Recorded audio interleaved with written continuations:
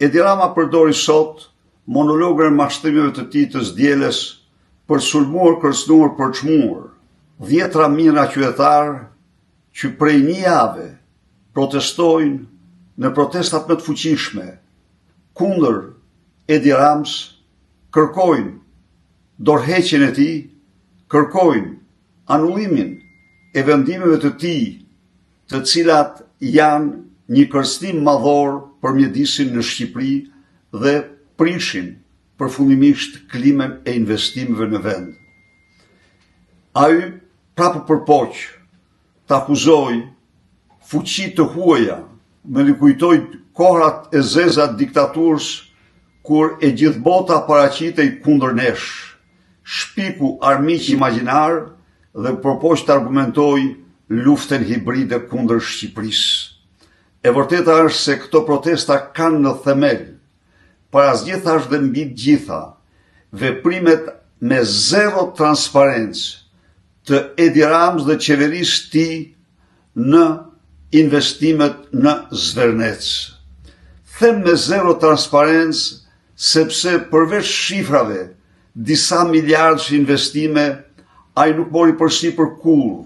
të bëjë transparencën më të vogël për çështjen e pronësisë, për çështjen e mjedisit, për detyrimet që rrjedhin në procesin e antarësimit të Shqipërisë në Bashkimin Evropian në përputhje me direktiven Natyra 2000 të Komisionit Evropian. Në monologun e tij nuk tha një fjalë të vetme, sepse Edi Rama firmosi lejen e zhvillimit në kundërshtim me ligjin, në prani të konflikteve gjyqësore midis palëve për pronën. Nuk tha një fjalë të vetme, nëse ai në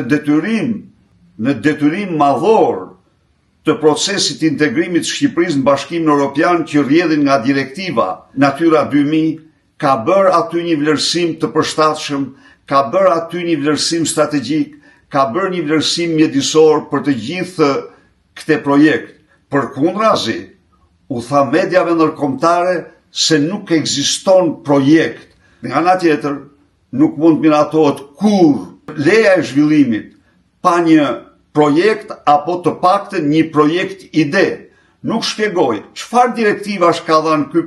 për përshtatjen me peizazhin. Nuk shpjegoj pra asgjë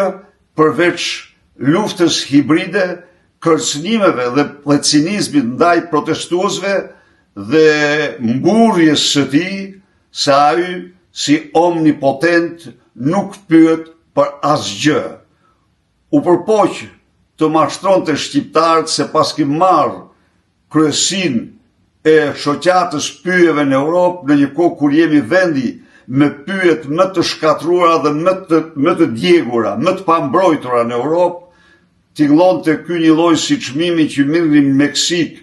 për ushqimin nga dërguarit aramizalistë në një kohë që populli 2/3 e popullit ishte në uri kronike. Pra, monologu i të dielës ishte mashtrimi rast të dielës, por kësaj here i karakterizuar nga një cinizëm i pa shembull, arrogancë e papërmbajtur ndaj qytetarëve dhe të rive në protestë.